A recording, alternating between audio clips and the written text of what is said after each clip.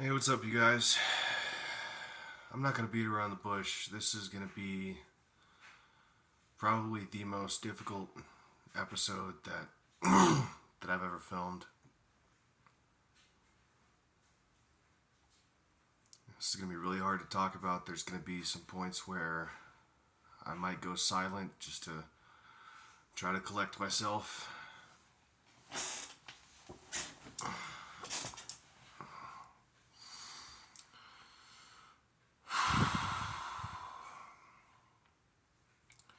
Starts in 2019. I had just spent about a year on my mom's truck, traveling to different places, working that way. And I came back to California, a little town in Humboldt County called Eureka.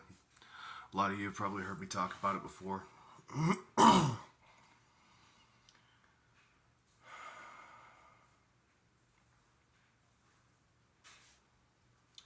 So one day I'm walking with a buddy of mine, and we meet this mutual friend. She's a friend of his. And at first I wasn't really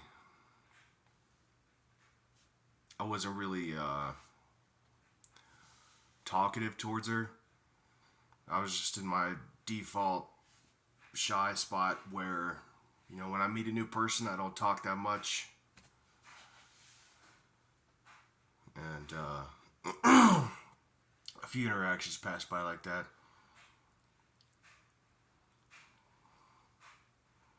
But eventually we kind of got close. And honestly, I'm gonna be straight up, like, the main reason I even considered the possibility of dating her was because she wasn't drugged up. Like, she wasn't, like, she would smoke weed, sure, but she wasn't on meth or any of that crazy shit, which in that town is a big deal. So we start dating, and she already has a kid at this point, a little girl, by this other fucking clown. I'm not even gonna say his name. But anyway, he winds up meeting this other chick that works at, like, the Democratic office, and then they file an emergency protective order to seize custody of the little girl while this chick and I were dating. I remember looking that guy dead in his eyes with just this.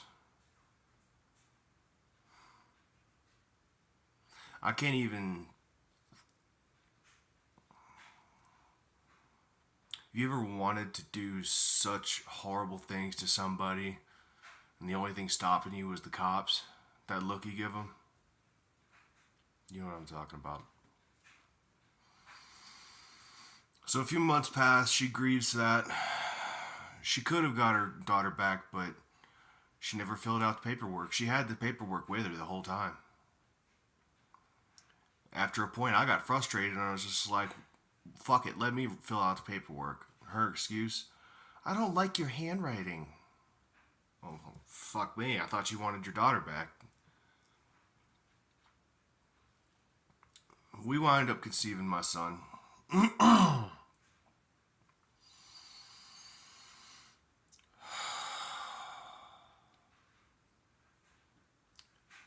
And I don't know whether it's like a combination. I think it's like a combination of, like, her pre-existing mental disorders and the pregnancy hormones. But there is a couple of times where she would walk off with the intention of leaving me, and then just causing so much physical stress to her body that she tries to she's willfully trying to miscarry because she didn't want to be tied to me.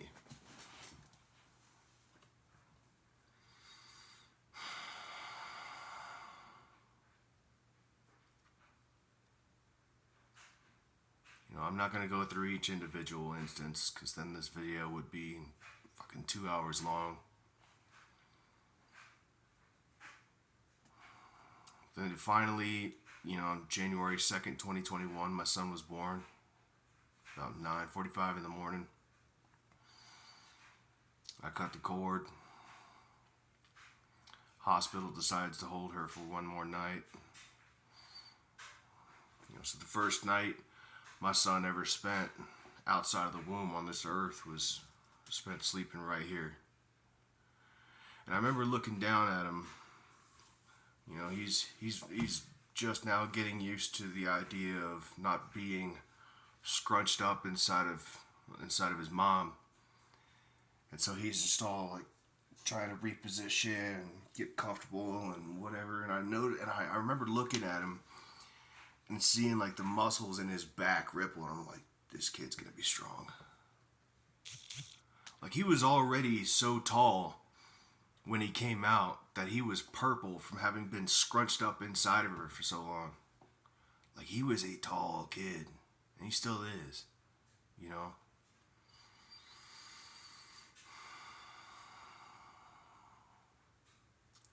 When we first brought him home,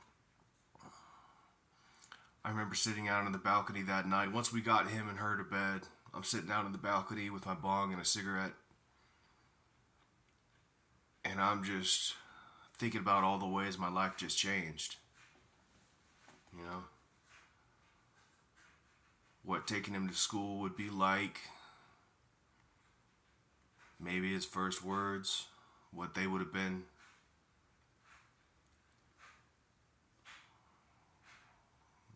What it's going to be like when he starts dating when he gets older.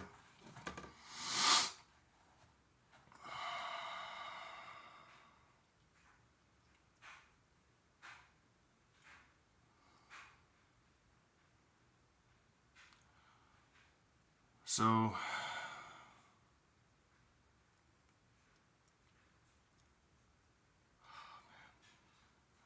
after he was born, things between me and his mom didn't get any better.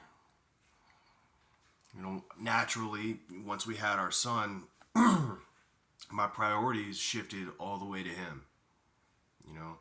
I wasn't concerned quite as much, if at all, with like, okay, I'm just going to throw it out there. If this gets too graphic for anybody, I'm sorry. She was building resentment because I was not as physically intimate with her as I had been prior to his birth. I mean, duh, we just had a baby. he hasn't even started talking yet. Can you let the man cook, But it was a constant point of contention with her, Because in her mind, she can't separate physical intimacy from actual love. Why that is, I'm no psychologist. But it is what it is. I was never mean to him. I never shook him. I never did anything like that. I never laid a hand on her. She'd put bruises on me before, for sure. Oh yeah. She'd put bruises on me. She'd thrown my shit clear out of wherever we were staying at some point.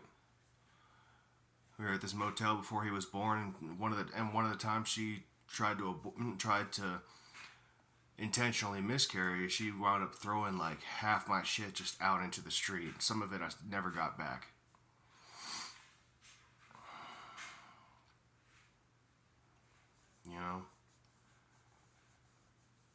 She was just a bitch. I'm gonna straight up say it. She was just a bitch to me. And it only got worse when our son was born because, like I said, my priorities shifted to him. He's a newborn baby. He needs every bit of attention we can give. That's why we get up at 4 in the morning when he's hungry and needs a change. That's just what parents are supposed to do. When you bring home your this little human, this new life that you created, you bring that one home. You gotta take care of it. You put everything else to the side, like you're supposed to. I mean, at least that's what I was thinking. Like that's a little baby. You got to make sure he's straight first. Period. Even if it means you don't eat that day. That's that's your baby. Period. Dot. End of story. But she wasn't having that, man. And finally, in March, it was like the middle of March, he had just turned 3 months old. And she had just gone to like full blown screaming at me. Just top of her lungs. With him in the room. I try to explain to her, like, what the fuck do you expect? We have a newborn baby. We have to take care of him. We're not the issue anymore. We're not the most important people here. Okay, he is.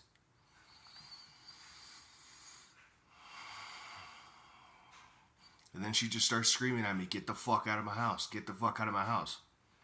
And it's funny that she's saying that because my name was on the lease too. You know, but fuck me, right?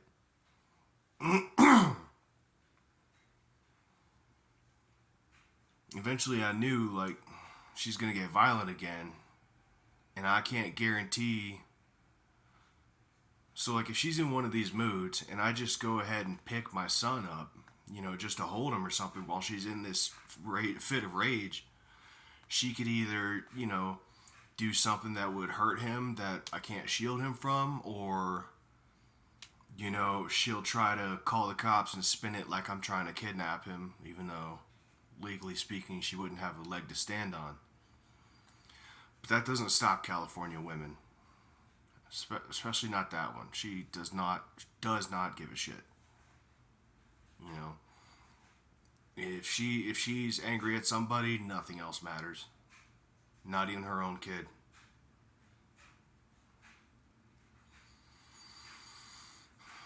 So I'd finally had enough. You know, I knew that if I stayed there, it was presenting more risk to him because she would constantly be nagging and screaming and fighting, and I didn't want him to grow up with the idea that that's okay to do with your significant other.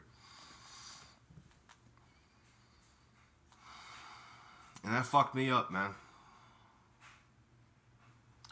That fucked me up because as I'm finally packing my shit because I've had enough. I don't want him to see that. I stepped into his room and just stopped at his crib and just looked at him. He's just looking up at me, this confused look in his eyes, just like, what the fuck is going on? Meanwhile, she's standing right next to me at his crib, just unloading as loud as she can, top of her lungs. But by some miracle, like, it's not setting him off. He's not screaming, you know? Which is weird. You know, he's 3 months old. You'd expect him to be just going off. You know, just screaming and crying. Which, could you blame him? You know, his mom is just absolutely berating the hell out of his dad right in front of him.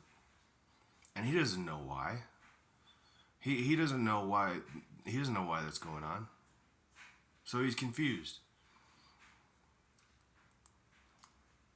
I remember looking at him for the last time. I finally picked up my duffel bag with all my shit in it. And as I'm walking down the stairs, she's still just, get the fuck out of my house. Top of her lungs, dude. Like, she screamed herself hoarse in front of her 3-month-old baby. You know, chasing me out of the house. Because I wanted to take care of my son more than I wanted to bang her. Fuck me, right?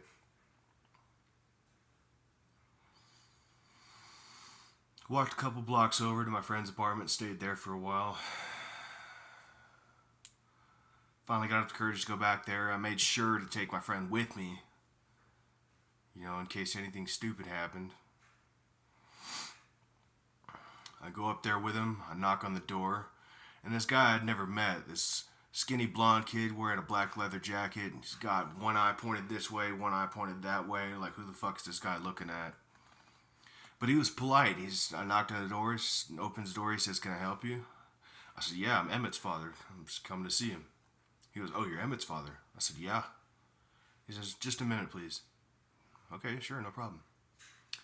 He goes back inside, closes the door, and we don't hear nothing. And then my buddy at the time, Will, he's like, yo, is some girl on the phone in there?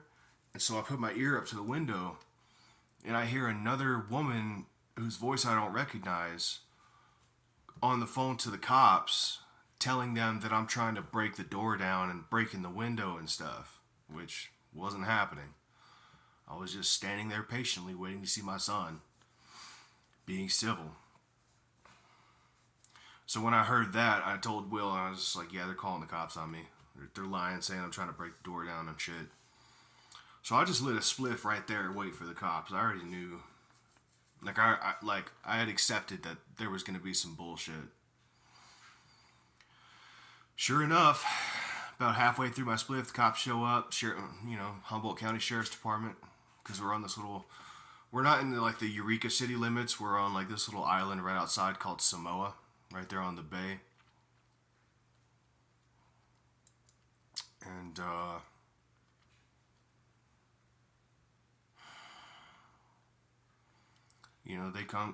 they make contact. They see I'm not being a problem. I give them my story. They go in there, get their story. They find out she's full of shit, but they don't do anything to her because California. They can't make her let me see him. I mean, they can. I legally had the right, but they wouldn't. They wouldn't. So they just told me just go back to wherever I was and try to sort it out at a later date. There was no sorting this out, man. There was no sorting that out.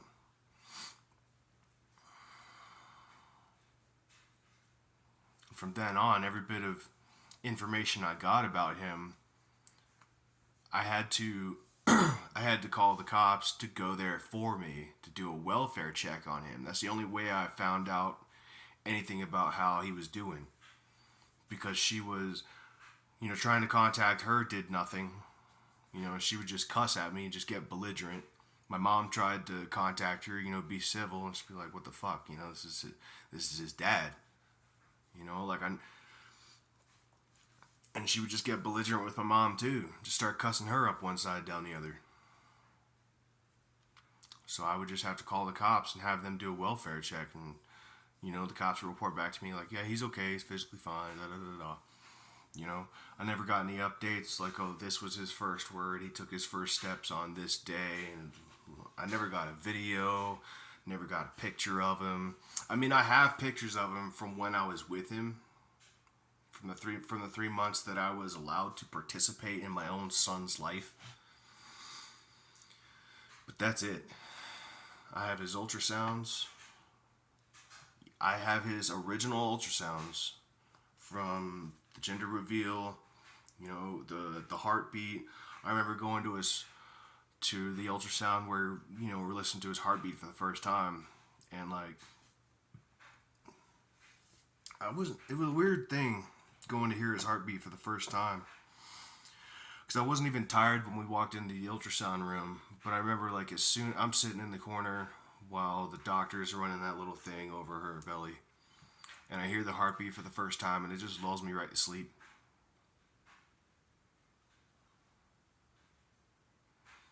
I was out like a light just listening to my son's heartbeat. I'd never slept that good in my life. I'm just sitting upright in a chair with my hat pulled down, just out, cold.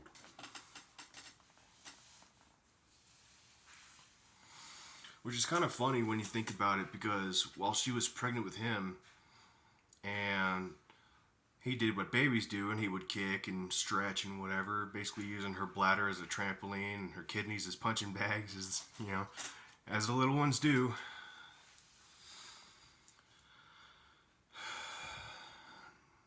And she would gesture to me and be like, get over here and talk to your son. And when talking wouldn't do it, I would take my phone and I would put on Duality by Slipknot. I was like, you know what, my little boy's gonna be a metalhead, watch this. I'd put on Duality by Slipknot and just lay the phone on her stomach, and he would immediately go still. He would just immediately like stop punching and kicking and whatever. He would just, you know. So I always thought that was cool as hell. You know, that my little man likes the same kind of music I do.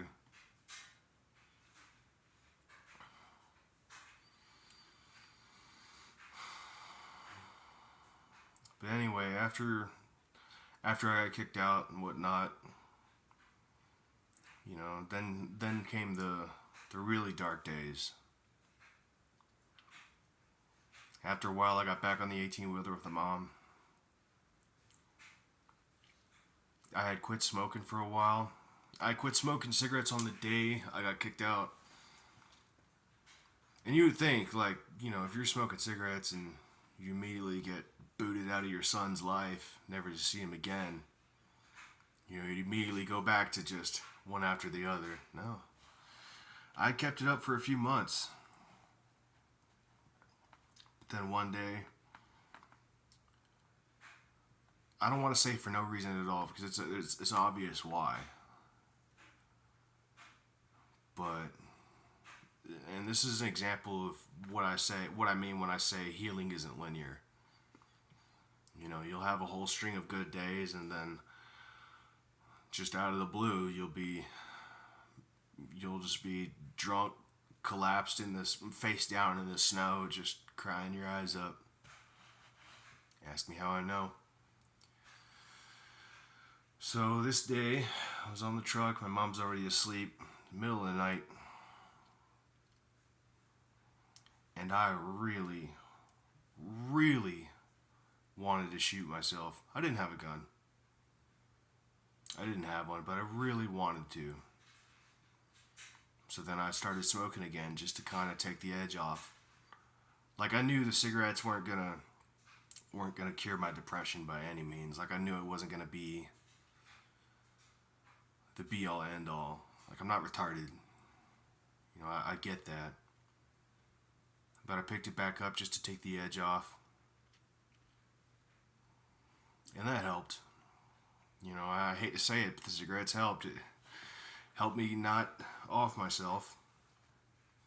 You know, so halfway through my first cigarette in months, you know, that gaping wound in my chest, it kind of got cauterized a little bit in a way, where the bleeding stopped temporarily. Like, it still hurt, but I had turned this despondency into indignation. You know, I went from saying why me to try me. And that right there saved my life, I think, that night.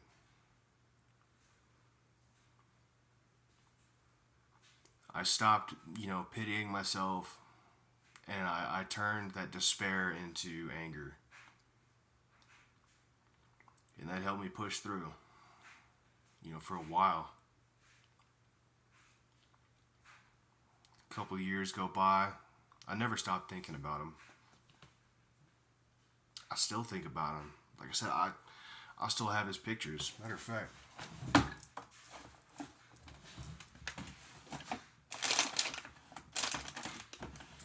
what I have is my dad's binder. Now, my dad was murdered in 2016. He was murdered in his own home.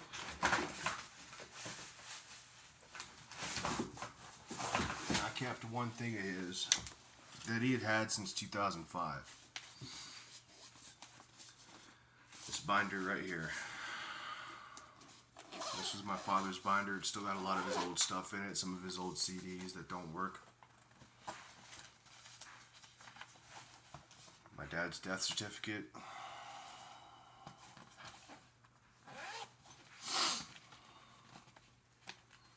Right here in this front flap here. In his grandfather's binder. just so everybody knows I'm not kidding. There's his first ultrasound. When we first got to see him at his heartbeat visit. And here's the gender reveal. If you look closely, you can see he's mooning the camera with his little boy just dangling. He's just like, is that a good enough view for you, motherfucker? You know, I still laugh looking at that one. You know, he was a smart ass before he ever came out. Just like his old man.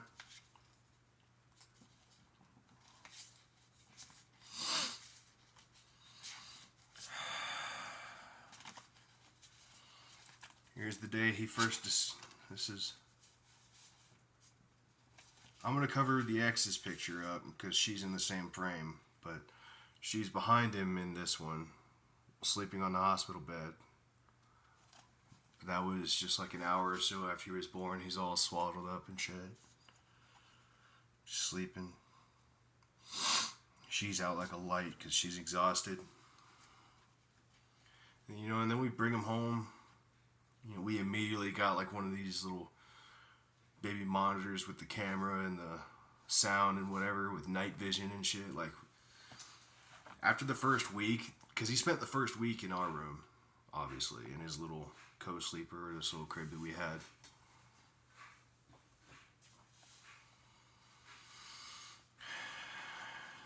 And then one day, he finally discovered the little camera in his co-sleeper, and he was like, what the hell is that? And he grew so damn fast. This little onesie he had on in this picture right here, like he outgrew that in one day. We put that on him one day, and the very next day he was too big for it. That's not an exaggeration. He grew like a weed. As a matter of fact, when we took him in for his 3-month checkup, the doctor walks in. He's laying on the hospital bed, or the little exam table or whatever. Just, you know, being a 3-month-old. She glances at him and then does a double take. Goes, is that Emmett? I was like, yeah. She goes, he's huge. I was like, we figured. You know, at the age of 3 months old, he was the size of a 6-month-old. Like, my boy was tall.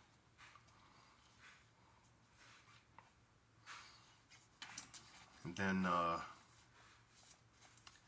my favorite thing ever happened one day while I was holding him after we fed him. He's napping on my shoulder. And he gave his first ever smile. First time ever smiling. And you can't say, and she can't say he did it with her, because there's my little chin here in the side of my face, and there he is, just grinning. You know, my little man.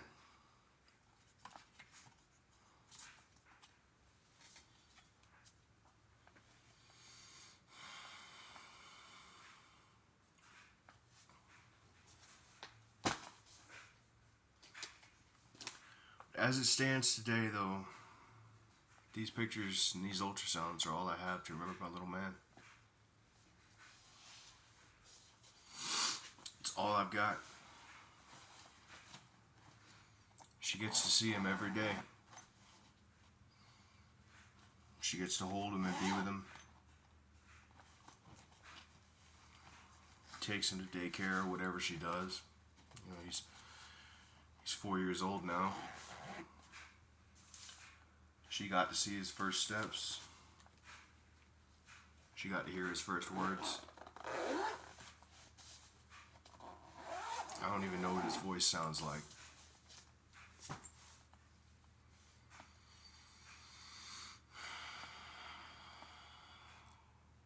And that's something I gotta carry with me every day for the rest of my life. Every day.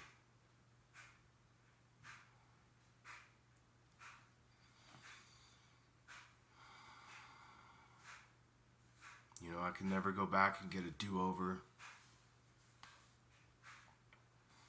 I could try to have another kid with another woman, potentially. You know, that's pretty slow coming down the pipeline, let me tell you. It's not a lot of wife material in this town.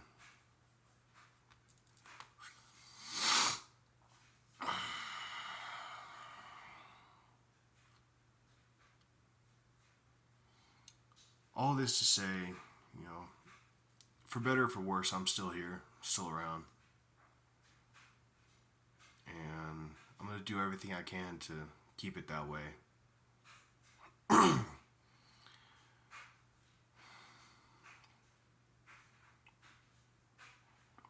never forget his first smile. Made sure of that. But I'm going to miss a lot in his life. If I ever get to see him again.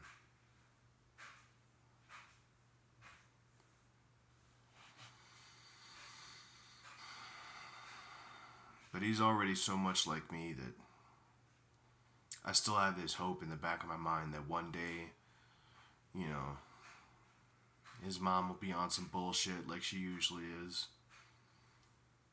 And maybe out of defiance, you know, he'll try to look for me. So I hold on to that. But I can't tell you how many times I've mentally sat across the table from him trying to explain the way his life turned out.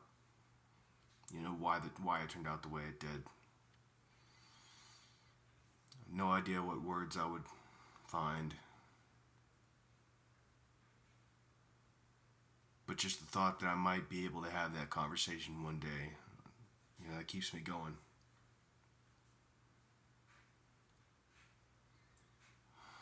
A lot of people ask me, well, can't CPS do anything? Well, I already contacted CPS almost immediately after the separation. And they told me the best they will do is not come after me for child support as long as I stay below the poverty line. Yeah, you heard that correctly.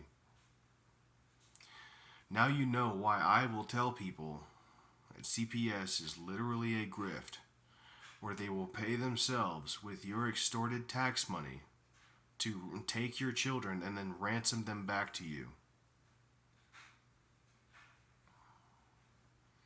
CPS is a child trafficking ring. Prove me wrong. You can't. Because it is.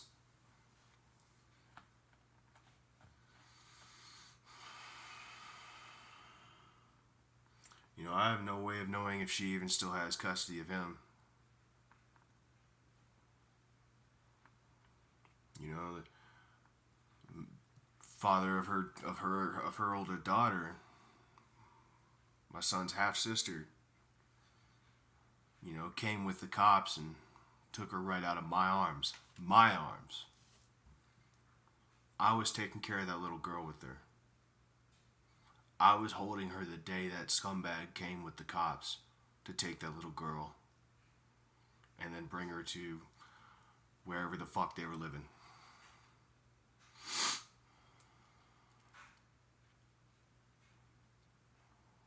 That rat bastard's face is burned into my memory. I will always remember what he looked like. And the absolute look of fucking terror in his face when he had to look me in the eye as he took that little girl. He knew the only thing keeping him alive were the cops standing behind him. And I knew he knew that.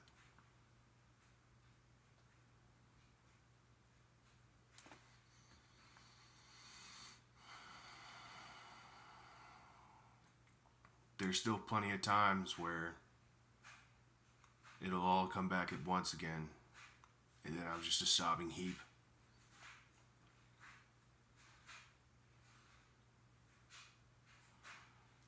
There's no amount of push-ups that can fix that. There's no amount of liquor that can numb that.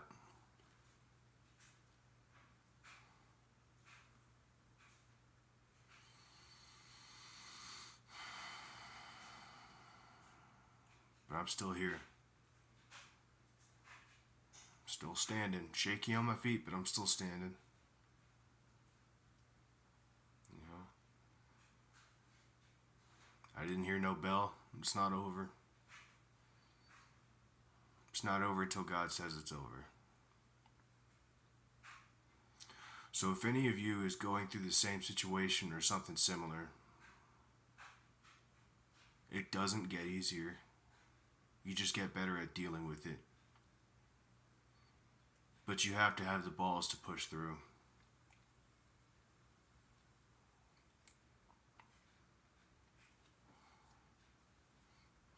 You can't fall into despair. If anything, you gotta get angry. You gotta get pissed. And you have to channel that into trying to better yourself in some way.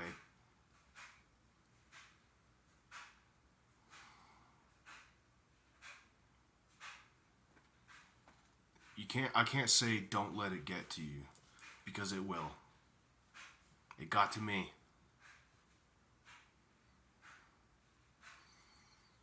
And like I said, I just got better at dealing with it.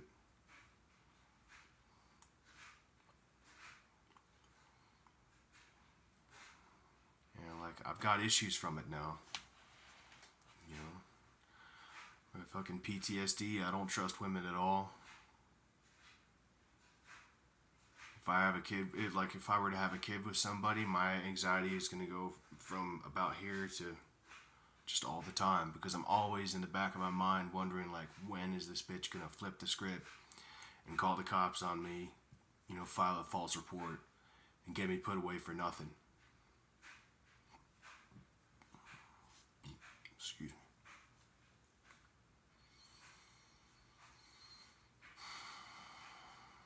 And as far-fetched as it may sound to some of the more sheltered individuals who have lived a wonderful life, hey, congratulations. But for those of us who have had to live through this kind of thing, you know what I'm talking about. You boys know.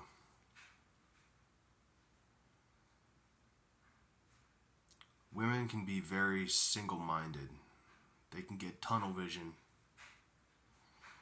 When they're angry at their significant other, all that matters is taking him down. They don't care who they hurt in the process. Ask me how I know. They don't care what it's doing to their kid. They don't care what it's doing to their loved ones. They just gotta get their get back at any perceived slight.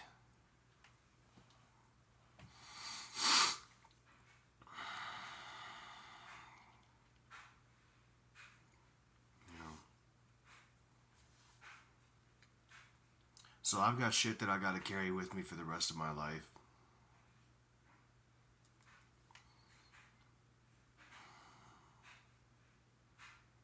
And a lot of you do too. But I'm in here with you, bro. I wish I wasn't. I wish none of us were in this situation, but we are.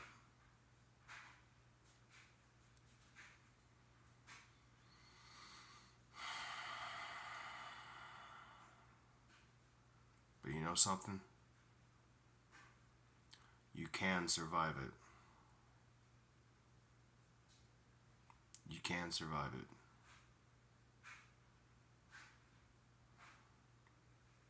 So do me a favor.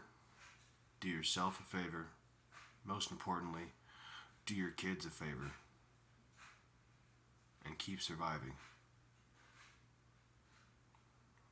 With all that you have, you keep fighting. Even if your fight is something as simple as not offing yourself. Whether you get rich or don't. Whether you spend the rest of your life sleeping on the sidewalk, you keep surviving. You learn to stand on your own 2 feet again. And then maybe, because it's not guaranteed, I'm not going to sit here and lie to you and say that it is.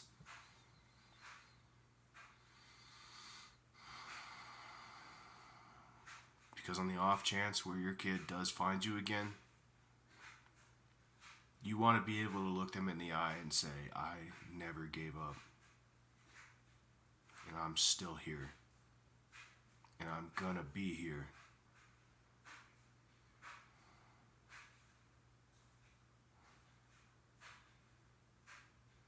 So be there.